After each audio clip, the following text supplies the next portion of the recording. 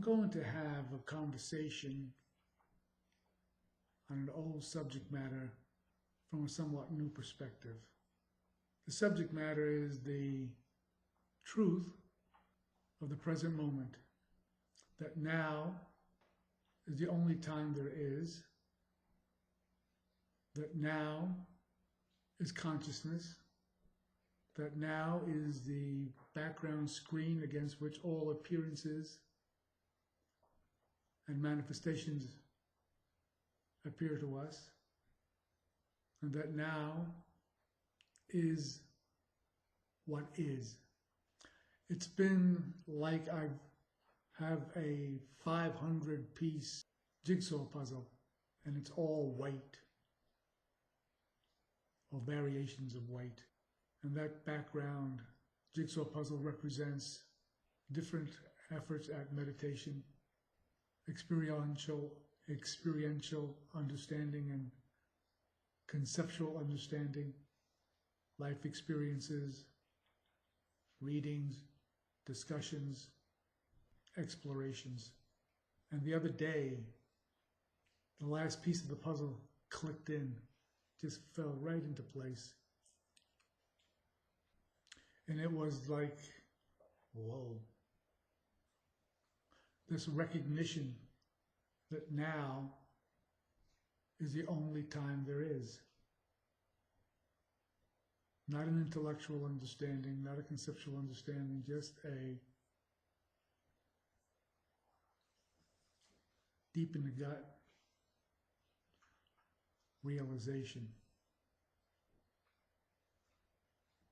And I got to this place, which I have never left, which this action figure has never left, by an extended, relatively speaking, an extended period of a silent mind. No inner chatter, no monkey mind activity, just silence that snapped realization into focus that the present moment is all there is, now is all there is, that it's always going to be today, it's always going to be now. It's always now in the sense that it is so frickin' obvious. How could mind ever question? How does one stay in the moment? How do we do that? How do I do that? It's always now, and it is not oppressive. It is, in fact, liberating. And some of the ramifications, implications, nuances of this relate to mind.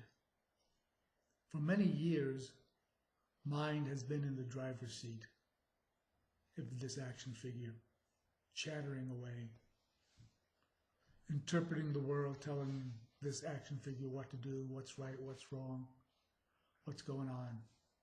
And through the process of meditation, I would have experiences and moments of inner silence, inner stillness, and caught glimpses of what now is no longer a glimpse, but is pretty damn steady, no matter when I close my eyes, when I go to bed, when I wake up. That realization is here, rock solid. Rock solid. So obvious. Just so apparent. And it reveals what is seen. And you don't have to get into this game, this individuated linguistic mental game that people who study non-duality, who've had experiences, get into. There's nobody here. There's no one to feel. Everything is the same. There is no separation. Blah, blah, blah, blah, blah, blah, blah, blah, blah, blah, blah, blah, blah, blah, blah. Not necessarily that it's wrong.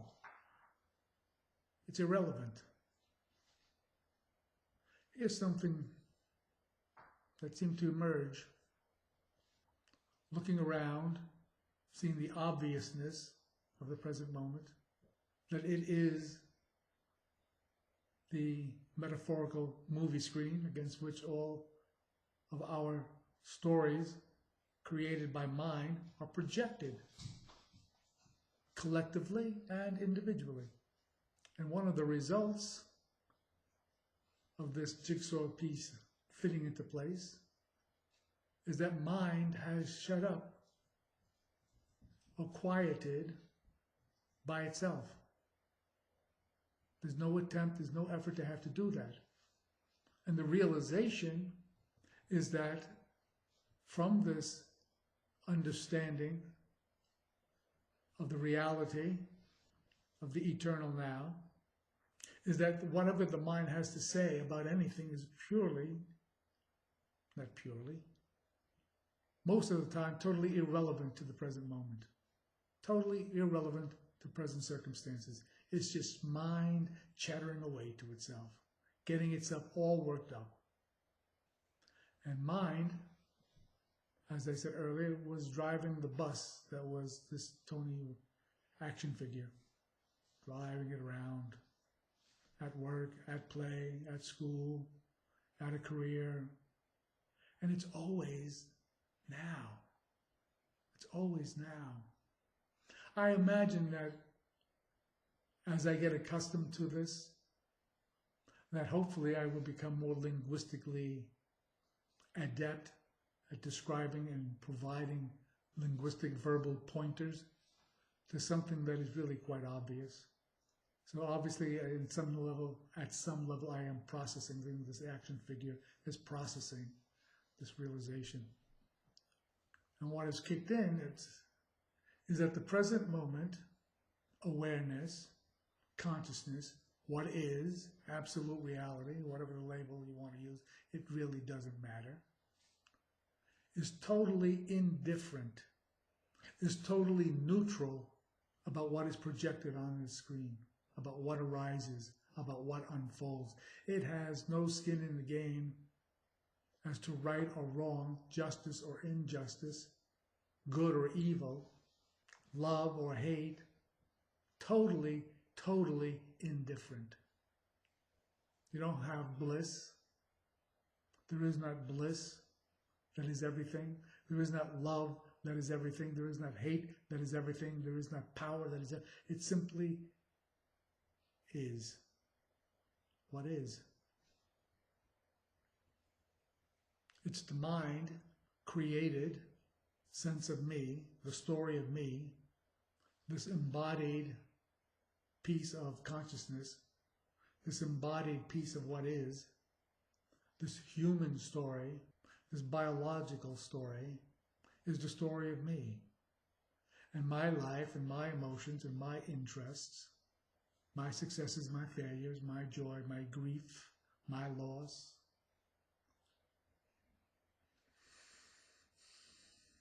But this is an appearance, an illusion, but not a holographic illusion, or an illusion like a mirage, but the illusion like a movie set where you have props, and the world is the hugest stage we have as human beings. And we project individually and collectively our stories onto the stage. And we treat certain people with respect and we disrespect others. Mind tells stories and presents these stories to awareness for approval, for an attaboy, for am I on the right track? And people say, or have said, or I have heard, listen for that inner voice, the guru within, the Sat Guru within. But what this realization is telling me, revealing, not telling, is that silence, consciousness, what is, the present moment, never speaks, is always silent. The only voice that speaks is the mental voice of the mind-created identity, of the mind-created sense of me. That's what speaks. That's what feels hate. That's what feels love. That's what feels rest. That's what feels disease. That's what feels bliss, happiness, tension, aggravation, frustration. The action figure. Now, at one level, what you're seeing here, this body and what's behind me, is an appearance on your screen. But you look up from your screen and look around your room or wherever you are and understand that what you're looking at is a different appearance, a different movie screen, but a screen nevertheless. There is no path to get here. There are no 7 steps, 4 steps, 5 steps, 15 steps to get here. You're always here. The present moment, consciousness, awareness is ever present. It's all there is. We are all made of the same stuff. Whatever you want to call that stuff. You want to call that stuff God? You want to call that stuff cosmic consciousness, Buddha nature? You want to call that stuff atomic and subatomic particles? All of that is what you're made of, what I'm made of, what the tables are made of,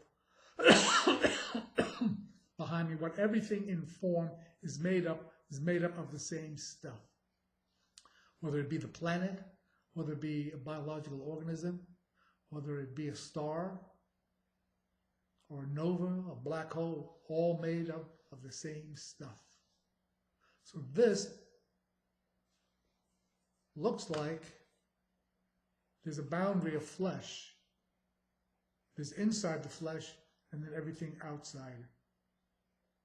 But if everything is the same stuff, which it is, and when you look at it from a subatomic level of elementary particles, there's mostly empty space. So that empty space is outside of us and within. It permeates the flesh. It permeates the head. It permeates everything. One field, one energetic field of consciousness, always now. And for many people, different words may be their anchors to the present moment, to now, to consciousness, to awareness. Previously,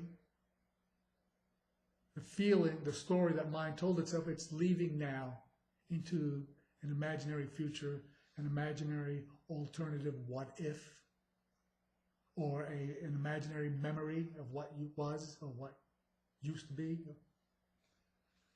But the body was always the physical anchor in the moment. It never left now. It never left now. And the mind was kidding itself, distracting itself, victimizing itself, congratulating itself. And there is a sense with this new snapped in focus of a feeling of freedom, a lightness of being, where the driver of the bus no longer seems to be the mind, and the character of the mind is changing from not a malevolent martinet or a malevolent dictator, but just a grossly clueless mind. And it's taken to the side, and there does seem to be some effect of awareness on mind's recognition of its function. It's being ameliorated in some fashion. And what you are hearing from me right now is mind. Awareness, now, consciousness doesn't speak. So clearly what you're hearing is the Tony action figure, a mental construct talking to you, finding that mind is relegated to a lower position, not a lesser position, where it is becoming more, if anything, like an ally to help me get around this illusory world of ours, where you barter and do business and transact business on your own behalf, on behalf of others. But now it's against a backdrop of understanding. It's always now. And a lot of what mind churns up is totally irrelevant to the current present circumstances, which are ever changing. They never stay the same. But no matter where I go, I am always home in the present moment. Not a physical location, not a physical residence. I'm always home. I have never left home in the present moment, and now. I have never been abandoned. I have never been lost. Therefore, they will need to be found. I am home in the now. Always have been. This is part of the story, the mental story I've been talking about. Awareness awakening to itself. Brings a smile to my face, which is totally irrelevant. Present moment doesn't care whether it brings a smile to my face or tears to my eyes. It's just a lot of shit just seems to have fallen away. Or maybe it's been around, or maybe it's stacked up somewhere, but instead of weighing tons, it weighs like ounces. And it's about, I've got an average mind. I don't have a brilliant mind. I am not made smarter by this realization. I'm not more brilliant. I am not immune to, this action figure is not immune to having psychological problems, bad health, poverty, losing money, a reversal of fortune. None of that. There is no guarantee. There's no upside from one perspective, from awakening to this part, to this fact, to the fact that now is all there is. No matter what I do, no matter where I go, it's always today. And it's always here. And that is not something I even remotely try to conceptually understand or intellectually analyze and take apart. It's just very factual. It's very freeing. And this action figure has a certain expectancy of what's going to happen next. And so it shuts up internally and says, let's see what the fuck happens. Charlie, Frank, Augustus, Tony, let's see what happens. It's always ever new. It's never the same. And it may be self-congratulatory at an egoic level. Understand there are egos running around, some better adjusted than others, all of them illusory, including this one. But that's okay. There is a kind of okayness. Okay. All right. This is what it is. And a lot of little nitpicky things that my mind used to get tripped up on. What else are you going to do in the now? It's not one thing, it's another. But it's always going to be now. It's always today. So deal with it. Deal with it. Or don't deal with it. Well, now that this realization's clicked in, not dealing with it doesn't make sense. Existentially. It doesn't make sense not to deal with whatever's going on. Not to be with whatever happens. Because all there is this. So why are you avoiding this? Can't avoid this. Can't avoid now. Never, ever avoid now. Mind can think it's sticking its head in the sand and it's fooling, but its ass is sticking out. The body is still here in the present moment. Always the present moment. Now, whether this gets uploaded, I don't know, because I don't know how articulate any of this is, but it's just a kind of pointer that whatever you're looking for is already here. You are already this. You are already conscious. You are already aware. You don't need to become more aware. You don't have to become more intelligent. You don't have to become more insightful, more obedient, more compliant, All you have to do is see the truth of the eternal now. Not conceptually. This is not a debate. This is not a scholastic interchange of who knows what. One degree against another degree. A BA against an MA, an MA against a PhD. A guru against a student. A Zen mind against a beginner's mind. All that. Just see. I don't have a sense in the sense of now, of oneness.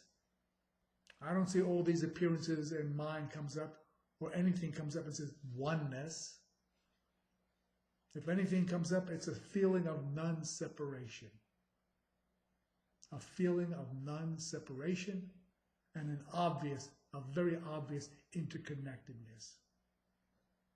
How are we interconnected? Not just because we're all made of the same stuff. Everything in form is made of the same stuff. It's because all of us are in the present moment. We all exist now. It's all happening now. It's all occurring now. Life is not being lived in the past. It's being lived now. That is the interconnectedness of existential reality. We are all interconnected because we are all here now. And one of the things about now, and that's not you don't have to be a physicist or a quantum physicist or a mathematician or an economist to see this, or a philosopher or a psychologist, or even a spiritual seeker. You can just see. Once you are plugged into the reality of the now is the only time there is, that everybody is living in now. Everyone is sharing now. We are all interconnected in now. And when you look around with this understanding, then you see that nothing is excluded in now. Everything happens now. Living and dying happens now. Laughing and crying happens now. Being born, getting older happens now. Earthquakes happen, forest fires happen, the ocean happens. It all happens now. It rains, typhoons, cyclones, tsunamis, pollution. It all happens now. Everything in form ever changes. But now is changeless. Consciousness is changeless. Essential emptiness, changeless. The source, changeless. Only the appearances change. Only the forms change. The props change. Welcome to this journey of awareness awakening to itself.